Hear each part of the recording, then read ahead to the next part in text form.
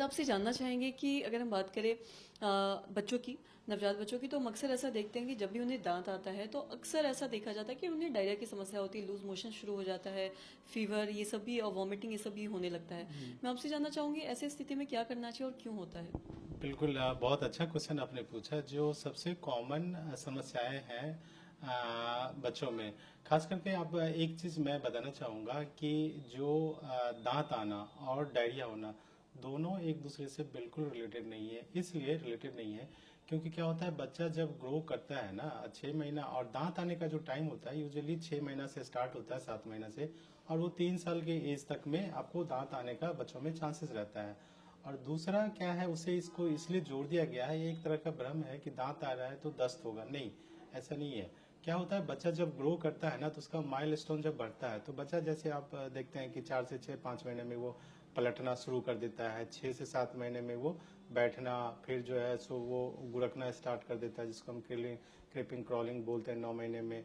तो क्या होता है, उस समय बच्चों में डेवलपमेंट का जो फेज है एक तरह का, कि हैंड टू माउथ, ठीक है, कोई भी चीज को पिक करना और मुंह में लेना, और उसी समय दांत आना शुरू भी होता है। तो उसको, तो बच्चा क्या होता है उस समय, आप बच्चा कोई भी चीज जो है ना नीचे से उठा के मुंह में ले लिया, और ये सबसे कॉमन कॉज है।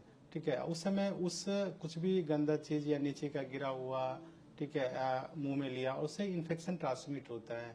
इन्फेक्शन ट्रांसमिट हुआ, पेट का इन्फेक्शन हुआ, पेट का इन्फेक्शन हुआ तो स्वाभाविक से है कि जो पेट से रिलेटेड समस्या है वो बढ़ेगा, जिसमें दस्त होना, उल्टी होना, बुखार होना। और उस एज में 6 से 7 8 महीना के बाद लगभग 3 से 4 साल तक वायरल डायरिया बहुत ही कॉमन है, जो हमारे देश में जन्म क्या कहते हैं, जो बच्चों में मृत्यु का सबसे कॉमन कॉज पहले था। अब काफी उसमें सावधानी बरतते हैं माताएं, तो वो चीज़ का इंसिडेंस काफी कम हो गया है। तो हम बिल्कुल नहीं, इससे रिलेटेड नहीं है कि दांत आना और दस्त होना।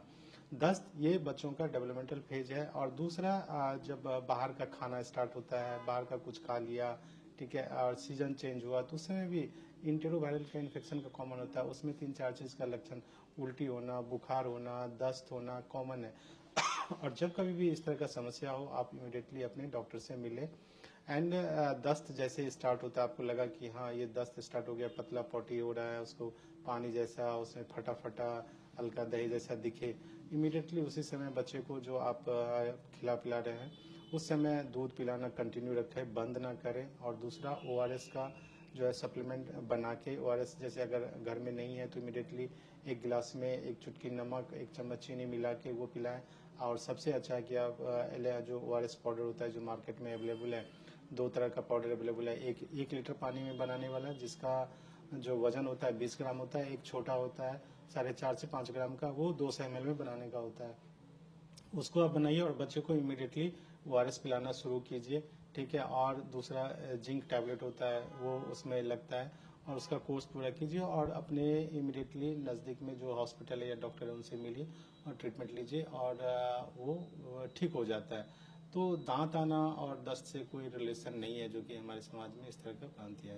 जी, मतलब हम ये समझ सकते हैं कि जब भी बॉडी का डेवलपमेंट होता जी, है तो तब ये सारी चीजें होती हैं, इसका होने के दांत से चांसेस कोई रहता है, रिलेशन नहीं बिल्कुल। है। और बिल्कुल। साथ ही मैं आपसे ये भी जानना चाहूंगी कि अगर किसी को डायरिया हो रहा है, कई बार हम ऐसा देखते हैं कि बहुत बार डायरिया बच्चों को हो जाता है, जी जी वॉमिटिंग आना या पतला पॉटी होना, तो जी। ये सब अगर बार बार किसी को, बच्चे को बार बार मतलब पतला पॉटी हो, तो ऐसे में क्या किया जा सकता है। जी, आपने सही पूछा।